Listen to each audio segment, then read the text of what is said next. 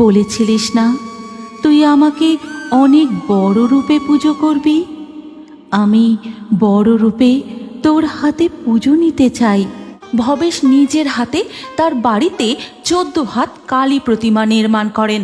ভবেশ, মা কালীর এই বিশাল রূপ দেখে আমার গায়ে কাঁটা দিচ্ছে। ভবেশ, আমাদের বাড়ি ফিরতে অনেকটা দেরি হয়ে গেল রে। চারিদিকটা কেমন ঘুটঘুটে অন্ধকার, আমার কেমন যেন ভয় করছে। কিচ্ছু হবে না, অত ভয়ের কি আছে? মনে মনে মায়ের নাম করতে করতে এগিয়ে চল। তোরা আর যাই বলিস, রাসের মেলায় রাধা কৃষ্ণের প্রতিমাগুলো কি বিশাল বিশাল আকারের। ভাঙা রাসের মেলা দেখে মন একেবারে জুড়িয়ে গেল। সামনের বছর আবার দেখতে আসবো, কেমন? সে না হয় আবার সামনের বছর আসবো, কিন্তু নৈহাটিতে আমাদের কালী পুজোয় এমন বড় কালী ঠাকুর বানালে কেমন হয়? বাহ, এটা তো বেশ ভালো প্রস্তাব। আর তুই হেভি বলেছিস। কালী পুজোয় এমন বড় প্রতিমা বানালে মন্দ হয় না। 4 বন্ধু গল্প করতে করতে জঙ্গলের মধ্যে শ্মশানের পথ ধরে নদীর ঘাটের দিকে যেতে থাকে। ঠিক তখনই এক ছাতিম গাছের ডালে এত রাতে এই পথে কারা যায়? বুকে মনে হয় একদম ভয় ডর নেই। যাই, বেটাগুলোকে ধরে মজা দেখায়। এই কথা বলে ডাইনি ছাতিম গাছ থেকে সোজা তাদের সামনে এসে পথ আটকে দাঁড়ায়। ওরে বাবা, এ যে এক ডাইনি! ভবেশ, আমি তোকে বলেছিলাম না জঙ্গলের এই পথটা ভালো না। আমি অনেকক্ষণ থেকে এই ভয়টাই পাচ্ছিলাম। নিশুতি রাতে জঙ্গলের পথে গাছের ডালে ডালে শাকচুন্নি পেতনিরা জাগে। এই কথা বলে ডাইনি হাত বাড়িয়ে গদাইকে ধরে। ঠিক তখনই আর কোনো উপায় দেখতে না পেয়ে ভবেশ জোরে জোরে মা কালীর মন্ত্র জপ করতে থাকে। ওম সর্বমঙ্গল মঙ্গলে শিবে সর্বার্থ সাধিকে শরণ্যে ত্রম্বকে গৌরী নারায়ণী নমস্তুতে। চুপ কর তুই, আমি একে ছেড়ে দিচ্ছি, চলে যাচ্ছি এখান থেকে, চুপ কর। এই বলে সাথে সাথেই ডাইনি সেখান থেকে অদৃশ্য হয়ে চলে যায়। তারপর 4 বন্ধু আবার হাঁটতে শুরু করে। এই, আমাদের পিছনে নূপুরের শব্দ। আবার আমাদের কে পিছু নিল? খবরদার, কেউ পিছনে তাকাবি না, তোরা শুধু চুপচাপ হাঁটতে থাক। তারা কেউ পিছন ফিরে তাকায় না। দেখা যায় তাদের পিছু পিছু কে যেন নূপুর পায়ে হেঁটে চলেছে। এরপর তারা যখন হাঁটতে হাঁটতে নদীর ঘাটের কাছাকাছি পৌঁছায়, আরে, ওই নূপুরের শব্দটা তো আর পাওয়া যাচ্ছে না। 4 বন্ধু পিছনে তাকিয়ে দেখে যে সেখানে কেউ নেই, শুধু একটি জবা ফুল পড়ে আছে। তাদের দেখে মাঝি জিজ্ঞাসা করে, কি বাবুরা, এই নিশুতি রাতে তোমরা কোত্থেকে আসছ? কোথায় যাবে গো? ভাঙারাসের মেলা দেখে ফিরছি গো, নৈহাটি যাব। ওইদিকে জঙ্গলের পথটা তো ভালো নয় গো বাবু, পথে কোনো অসুবিধে হয়নি তো? যাকগে, আর তোমরা দেরি করো না, নৌকোয় চেপে বসো নৌকোয়। এরপর মাঝি নৌকা ছেড়ে দেয়। তারপর তারা মাঝিকে সমস্ত ঘটনা খুলে বলতে থাকে। সে আর কেউ নয় গো, মা তারা ছিল। মা তারাই তোমাদের রক্ষা করেছে।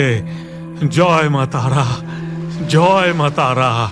এরপর কেটে যায় প্রায় 1 বছর। এমনই একদিন সকালবেলা এক চায়ের দোকানে 4 বন্ধু বসে কালী পুজোর পরিকল্পনা করতে থাকে। ভবেশ, কালী পুজো আর বেশি দিন নেই রে। আমাদের এবার কাজ শুরু করতে হবে। শুরু তো করব, কিন্তু এবারে কাছে যে বেশি টাকা পয়সা নেই রে। কি করে কি হবে কি জানি। ভবেশ, ওসব তুই চিন্তা করিস না, সব হয়ে যাবে। আমরা ঠিক সব ব্যবস্থা করে ফেলবো। আরে, আমরা সবাই মিলে চাঁদা তুলবো, আর তাহলে তো আর কোনো অসুবিধা হবে না। না গদাই, এ আমার বাড়ির পুজো, পাড়া প্রতিবেশীর থেকে কেন চাঁদা তুলবো? এরপর 4 বন্ধুর চা খাওয়া হয়ে গেলে টাকা মিটিয়ে যে যার বাড়ি ফিরে যায়। হ্যাঁ রে ভবেশ, কিছু কাজের খোঁজ পেলি বাবা? সামনে যে কালী পুজো, কিভাবে যে মায়ের পুজো হবে কি জানি। অনেক কলকারখানায় কাজের খোঁজ করলাম গো মা, কিন্তু সবাই ওই একই কথা বলে, এখন কোনো কাজ নেই। হে মা তারা, আমার ছেলেটার কিছু একটা কাজের ব্যবস্থা করে দাও। এই দরিদ্র সংসারে একটু মুখ তুলে চাও মা। এরপর ধীরে ধীরে বিকেল গড়িয়ে রাত হয়ে যায়। গভীর রাতে সবাই যখন ঘুমিয়ে, তখন হঠাৎ ভবেশ, ভবেশ, তুই সেই কথা ভুলে গেলি নাকি? বলেছিলিস না তুই আমাকে অনেক বড় রূপে পুজো করবি। আমি বড় রূপে তোর হাতে পুজো নিতে চাই ভবেশ, ভবেশ। ভবেশের স্বপ্ন ভাঙতেই সে আঁতকে বিছানায় উঠে বসে। মা কালীর এমন স্বপ্ন দেখে ভবেশ মনে মনে বলে, সত্যি তো, গতবারে নবদ্বীপের রাসের মেলা দেখে ফেরার সময় আমরা বলেছিলাম বটে যে অনেক বড় কালী মূর্তির পূজা করব। জয় মা তারা, জয় মা তারা। সেই রাতে ভবেশের আর ঘুম আসে না। এরপর ধীরে ধীরে সকাল হয়ে যায়। সকালবেলা ভবেশ যখন চাকরির খোঁজে বাড়ি থেকে বেরোতে যাবে, তখন দাঁড়া বাবা, দুমুঠো কিছু খেয়ে যা।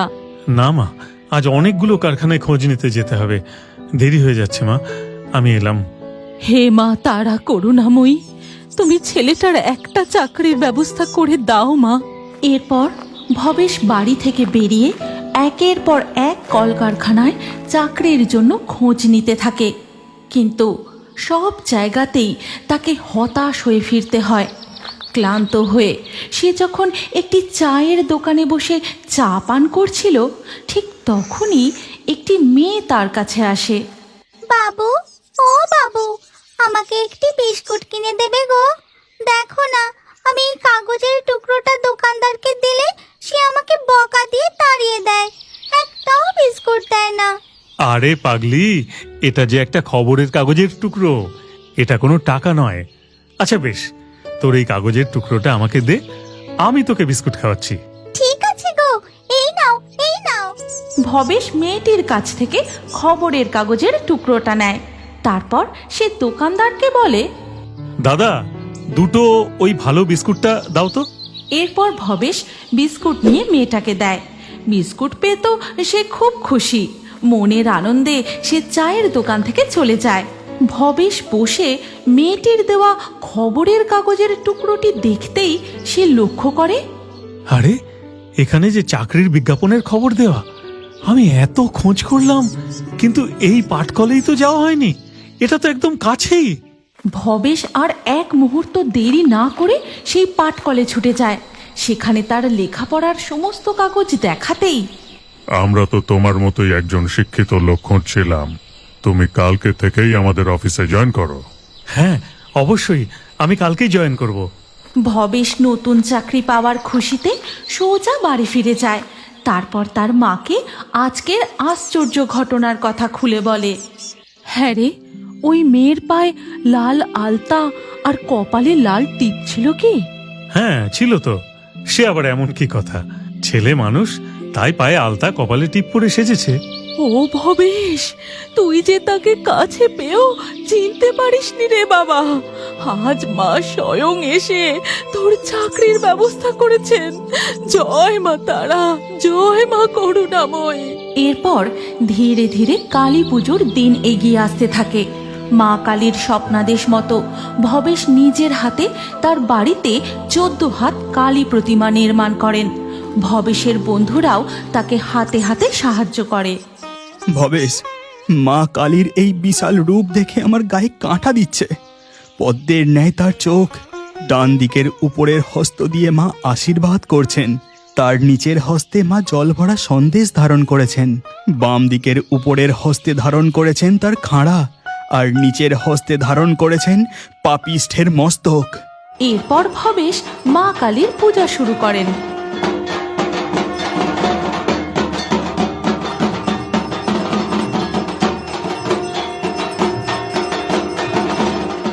মা, মা গো, তুমি সত্যি আছো। এই অভাগার যেভাবে তুমি কর্মের ব্যবস্থা করে দিয়েছ, সেইভাবে তুমি সকলের কল্যাণ করো গো মা। তোমার শরণার্থীদের কখনো ফিরিয়ে দিও না মা। জয় বড় মায়ের জয়, জয় বড় মায়ের জয়, জয় বড় মায়ের জয়। এরপর থেকে ধীরে ধীরে নৈহাটির বড়মার মহিমা দিকে দিকে ছড়িয়ে পড়ে। দূর দূরান্ত থেকে ভিন্ন ধর্মের ভক্তরা বড় মার কাছে ছুটে আসে। তাই ভবেশ চক্রবর্তীর পরিবারের বড় মায়ের পূজাকে সর্বসাধারণের জন্য উন্মুক্ত করা হয়, যেন তিনি সকল ভক্তের মা। তাই তো বড় মা কখনো কাউকে খালি হাতে ফিরিয়ে দেন না।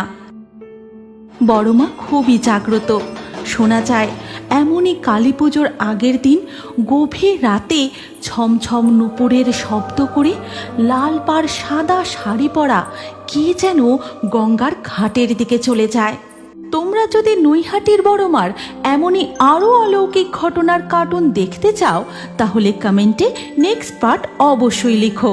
আর এই ভিডিওটিও তোমার প্রিয়জন ও পরিবারের সাথে অবশ্যই শেয়ার করে পাঠিয়ে দিও।